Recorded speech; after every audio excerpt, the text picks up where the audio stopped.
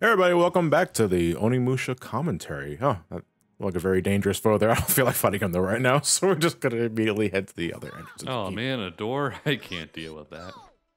Yeah, I don't know where this kid was thinking of going there. That is a level 1 fire seal on that door. Okay, this guy has like the weirdest bit of narration in the game where Yes. the game just pauses to tell you that this guy is a historical figure. Okay. Why? I have no idea. And the payoff for this is not until Dawn of Dreams, which is the 4th game in the series. I believe the ending of Onimusha 3 leads up. Well, then again, that goes into Dawn of Dreams though. Yeah, but this is Tokichiro Kinoshita. This man will eventually conquer the world under the name Hideyoshi Toyotomi. Thanks, game. Of course, what they mean by conquer the world is conquer Japan, but you know. Yeah. Which might as well have been the entire world at that point. Translator's note, his name also means Hideyoshi Toyotomi.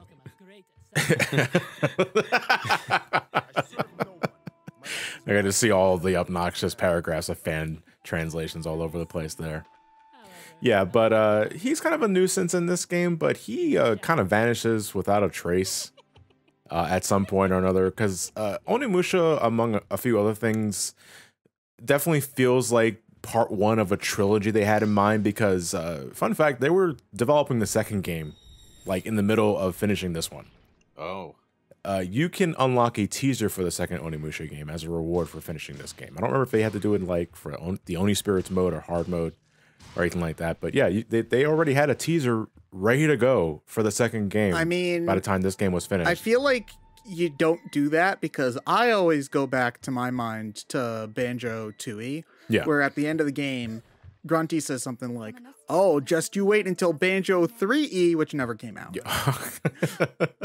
I agree. And then when we did get a 3rd game, it was a completely different genre, you know? I agree. I mean, I think it depends on the notoriety of the company in question. I think Capcom was more than comfortable with saying that we know this is probably going to do well enough to greenlight a 2nd game without this one even being released yet, or getting the sales figures of this, which, by the way, Onimusha, not one of Capcom's premier franchises. It does moderately well. I think it's top 10, but like the gap between number 6 and 5 is millions in terms of units sold.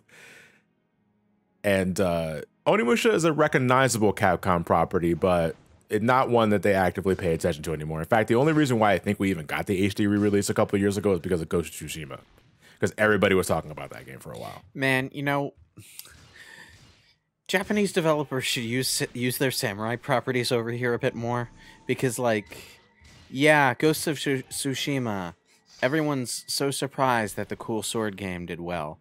Yeah, samurai are neat, you know? Maybe it wasn't just Ghost of Tsushima either, because there was also Neo, I think it was called, and Sekiro, I think.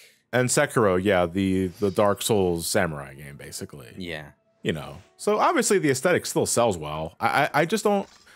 Maybe Capcom is like, it's just not worth it. The one thing Onimusha never did gangbusters. One thing I think is also important to note is, I think they realize having like 4 different Resident Evil franchises is a bit much. Which I understand that if it was just the 1st game, but Onimusha clearly gets its own identity, especially by the 3rd game.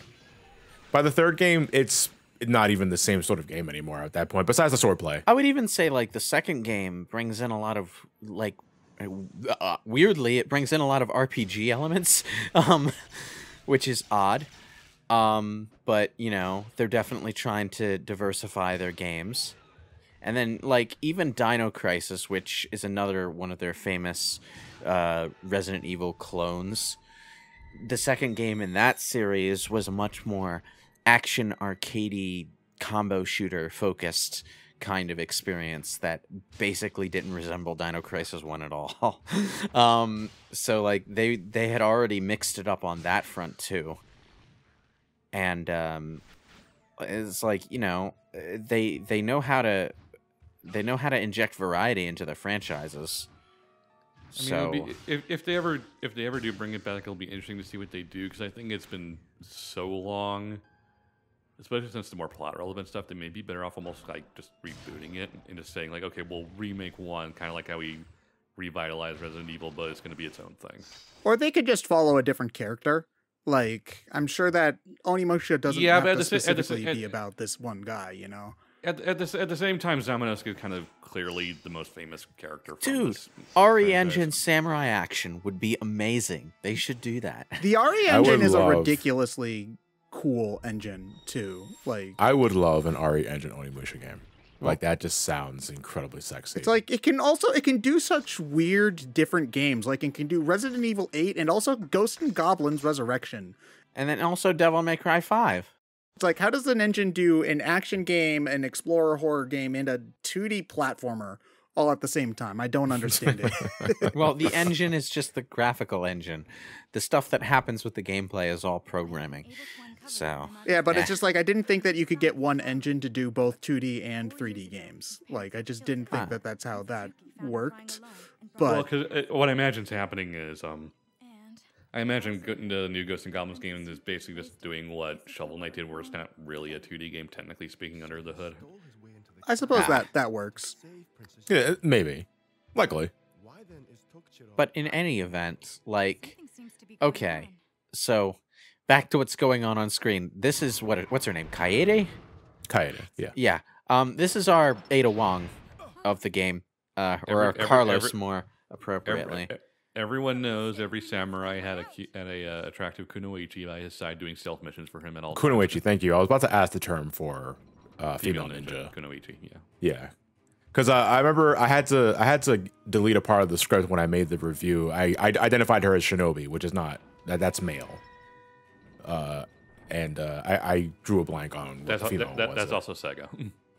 Yes, thank you. Wrong game, idiot. I've watched enough Naruto to know the terminology, but like, I did. Okay. Oh yeah, she's Samanosuke's Saiyan companion. So this puzzle's kind of fun.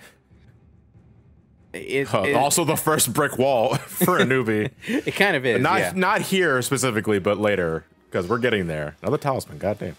So and so you're playing Genma. You realize, wait, where's the holy armor? They changed the item layouts also the upgrade, the equipment upgrades. So you gotta wait a little longer before you get one. So, oof. But like, okay, so that was a cool puzzle where you use both characters in tandem to solve a puzzle. But like, we're still doing puzzles, and this one's a bit weird. Okay, just says, I leave it to you. So, also, like, yeah, because the room where you have to light up the candles with the fire sword is, I think, the only time in the game where you have to use an elemental weapon for its element. You know, because there's never a point where you like use the wind sword to like, you know, turn propellers or use the to use the lightning sword to, I don't know, get the backup generator running again. So this puzzle's fun. You step on the X marks and you'll drop the diagonal blocks. If you step on the plus marks, you'll drop the horizontal blocks. So if you step on the wrong block, then either Samanosuke or Kaede will drop the other into a spike pit, which is the most hilarious way to fail. It really is. Is it an instant death? Yes, it is. You fail immediately. Crap. But Kaede, Jehovah starts with an I. But yeah, like the falling animation, like there's no scream or anything like that. It just, your character just drops and you get the game over screen.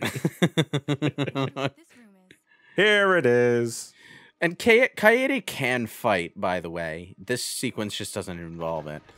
She's kind of fun to play as, but you don't really get to play as her for very long. That's actually like something Onimusha 2 would expand on greatly, is the partner character. Because in Onimusha 2, Jubei has like, 2 or 3 possible party members that you can recruit. I'll say 3. Yeah, say 3. 3 altogether. Yeah, and like, it's choice-based. Like, based on how you play the game, you'll get a different party member to be your number 2, and they all play substantially differently from each other. So there's some replay value in there. Oh, great. Slide puzzle. Oh, I'm terrible at these stupid things. So was I. I fucked this up so many times in my first playthrough. The first playthroughs, I should say. I'm never. You need to get the two. You need to get the two halves of the circle together on the correct space here. So it's not just a matter of getting them together any old where. You also have to get them over the red flower. You do have the right idea, though. You have to just make things go in circles a million times, and eventually it works. Eventually, yeah.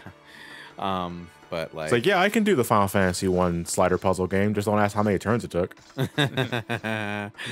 Oh boy. Yeah, so you have a water puzzle here. Samanosuke is on the verge of drowning. You have until that little meter on the left there reaches the very top before Samanosuke drowns. Now, John, you almost got it. You almost got it. John, yeah, there you go. How many times did Samanosuke drown? You can't hear it, though. There are fax machine noises running through my head this entire fucking time. Kaede, we've managed to avoid drowning. Good job, Samanosuke.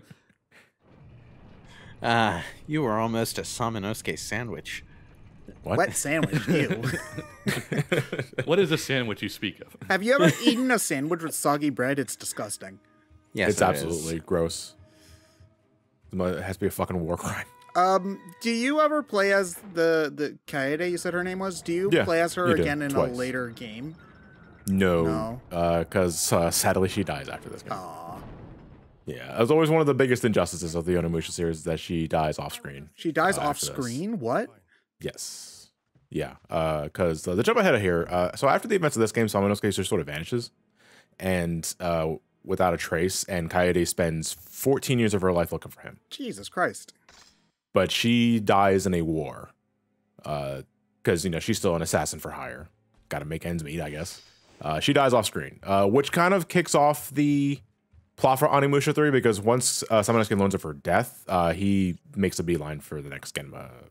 Hey, if you wanted to make a new game, like that's a perfectly cool, like kind of thing to make a game out of, is like her trying to find Samanosuke and then you end it with her dying tragically or whatever.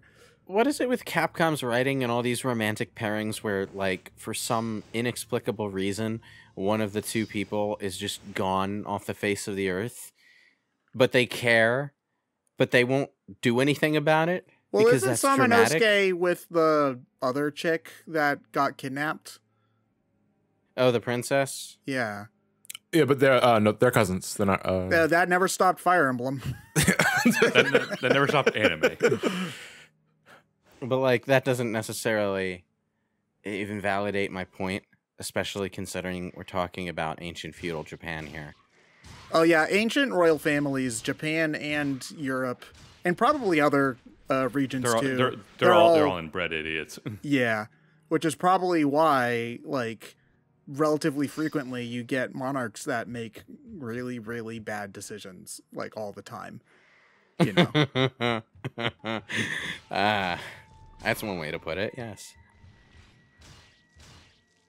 Are you recording this off of an original Xbox, John, or a 360? No. I was actually going to bring it up myself, so thank you, Ted. No, I am playing this off of a 360, which is pretty fucking obvious at times, because the 360 has an issue with running certain Xbox games. Yeah. Now, Genma Onimusha, for the most part, runs relatively normal. Let's say 90% normal. That 10%, though, is little graphical hiccups you'll see from time to time. These little lines you might see on the screen here and there. Some artifacting on some of the text. Yeah, that's just I guess the 360 emulation not being up to snuff on OG Xbox hardware. I've never played this game on an OG Yeah, Xbox. I've had some issues with 360 emulation as well. Like, Knights of the Old Republic has problems playing the opening FMV of all things. Oh, yeah. I wonder how well this game works on the series, whatever the newest one is. X, Series S, Series... Well, there's both X and S. Series I would imagine. I don't know. I would imagine it works better considering, like, the Series X seems to improve the performance of Xbox 360 games. Sonic Unleashed, notably. Yeah, which is, I think, everyone's go-to example. Yeah, we can actually... Can it run Adabat? It can run Adabat. Yes. That's the thing. It could finally run Adabat. Yeah, it runs Adabat without frame drops. Believe it or not. What a time to be alive. But you're talking about Knights of the Republic FMV. Let me guess, was it stuttering? Yes. Basically? It was stuttering. Yeah. Genma's FMV also stutters, which is the reason why I intersliced the HD opening too, because it was kind of distracting. Yeah. I was gonna say PlayStation has the same problems when it tries to emulate PS1 games with lots of FMVs. I know 9 for Final Fantasy has that really bad one with Bahamut at the end of Disc 2. Really bizarre. Yes. You'd think that would be one of the easier things to do because it's just playing a video file. I think it also has to do with the disc reader, like being set to fast. Yeah, it's not. You're not strictly speaking playing a movie file. The movie file is programmed in a way or made in a way where it's running on how the hardware works. So when you play it on something that's playing faster than the original hardware, the movie is kind of like, whoa, do we speed up? Do we slow down? What the hell do we do? Oh, that kind of sounds like what was up with the... Did you ever have an old 90s PC with a turbo button? Ooh. That's kind of what happens. Only for some reason, the way that they worded it, for most computers, pressing the turbo button actually slowed the computer down so it could properly run stuff from like really old versions of DOS, for example. Because if you were to play specific like old DOS games or programs on like a 90s computer, like the computer would just run them at the speed that like the computer thinks it's supposed to run, but since it's an old program, the thing thinks that it's supposed to be running at a different speed, so it runs way faster than it expects. Kind of like playing Star Fox SNES overclocked, where the game is very clearly not designed to be played at 60 frames per second. So if you do, the stages go really fast and it's basically uncontrollable. So yeah, that's why there's a turbo button on your computer. I mean, not anymore. I'm sure you could put a turbo button on your computer now, but why would you? Yeah. Oh boy. Oh no. Man, that super sexy Nobunaga, man, he is so great. I love that Nobunaga. Well, it's more like some of the books that you find are written by Guildenstern, who's never named in this game for the record. You only find out his name is Guildenstern. Rosencrantz and Guildenstern in this, of all things? I have no idea. You don't find out his name until Onimusha 3, I want to say. In here, he's just some Genma soldier. Because Genma are ranked by their intelligence, and Guildenstern is clearly the most intelligent one, because he can actually speak, for one thing. But that's about it. So every once in a while, you'll find journals written by him in terms about like experimentation on humans and completing the Dark Ceremony and all that. Because the kicker of this whole plot, I mean, we saw Nobunaga die earlier, but then he would end up making a pact with the demons to be resurrected and then lead a Genma army to conquer Japan, basically. But it gets to a point where Nobunaga also just becomes the leader of the demons too. I don't know how that worked exactly. Maybe he's like the Emperor of Final Fantasy 2, where he just took over hell. Or some other shit. But eventually Nobunaga just becomes the head of the Genma. Is he like the final boss of the third game? It kind of reminds me of like the second game. Kind of reminds me of like the ending scene for the Kyoto arc in Rurouni Kenshin, where bizarrely you get this afterlife scene where one of Shishio's lieutenants dies and he meets up with Shishio in the underworld, and Shishio just turns around and says that they're gonna go and take over hell, and it's an oddly triumphant exit scene for those characters. It's also weird because it's just Steve Bloom and Wendy Lee again. Yeah. Uh-oh, the symbolism of the creepy doll that fell down. I get the feeling this isn't supposed to be creepy. No, this is very clearly supposed to be creepy. Oh, hi, Mr. X. All right, now it's creepy, but he was smiling at the doll just there. He was smiling at the doll just there like he thought it was cute. Oh, and then that's just because he's dumb. Then that thing was very creepy before it got the swords. It's following? Wait. Go away, ancient feudal Mr. X. Yeah, we call it Nemesis Barbie. I don't remember this. Yeah, so Ayame, I believe that's the doll's name, is a Genma Onimusha exclusive, and she was all over the commercials for this too, because holy shit. Oh Jesus, it's no wonder I misread that scene so badly, but this wasn't in the version of the game I played. Yeah. She is a new enemy. She's probably the most infamous enemy at it in the re-release. I like that cut from one room to the next, where you think you've gotten away for a second, but then you just see the doll sitting in the rafters. Yeah. Oh Jesus! Please go away. Hold up, I'm doing this puzzle. Man, you know, Yeah, one second. I just got finished playing Resident Evil Village, and this is an enemy straight out of that game. So, Genma also changed the suits that you get, because in the PS2 original, there was the Holy Armor. Then there was the Great Armor, which is it's a yellow and red, glowing red armor, respectively. And they were just defensive buffs, as far as I'm aware. Genma changes them completely to the Ninja Suit, which I think helps you hold on to your green souls if you already have a stock full of them. I don't know if that works all the time, though, because I swear to Christ, I still lose green souls when I get smacked. Looks cool, though. I like the Ninja Suit, like aesthetically. Later, you'll also get the heavy armor. I think it was the heavy armor, or the, oh my god. When do we get the Falcon armor? Oh, there's no Falcon armor though. There is also the Genma exclusive Ogre armor, which is fantastic for reasons we'll see later, but that's not until a little later. Oh my god! When do we get the Shoryuken? Can she follow you anywhere in the game, or just like this one area? No, there are set areas in the game where she will appear or have a chance of appearing, because it's not always guaranteed that she'll be there. So it's basically Nemesis, but not as refined. Not as refined, no. Yeah, like Nemesis had a lot of randomization going on in what places he would appear. To a point, because there were definitely places where he would definitely appear, but yeah, but because Nemesis was basically tied down to your second visit of that area for whatever after the plot important thing happened. I'm not sure if there was an RNG factor or whether or not he would show up in that room at all. I don't know. I've only played Nemesis once for the review, and the last time before that was like 10 years later. I mean, having a randomization element to a thing like this increases the tension factor, because you don't know when it's going to pop up, making it actually scary. Versus like Resident Evil 1, if you know the game really, really well, the game stops being scary because, oh, okay, that dog's going to jump through the window. Hold on a second. Well, I see the zipper behind the costume. That tends to be why Resident Evil has all these goofy, infinite ammo unlocks and stuff. on your further plays, because it's not scary anymore. You're just playing it to now we're gonna help you take the piss out of it. Resident Evil 3 had a lot of randomization though, like going into like what items would appear in what places, or what enemies would appear in what places. We should do Nemesis at some point. Yeah, we should, and then we should do the remake.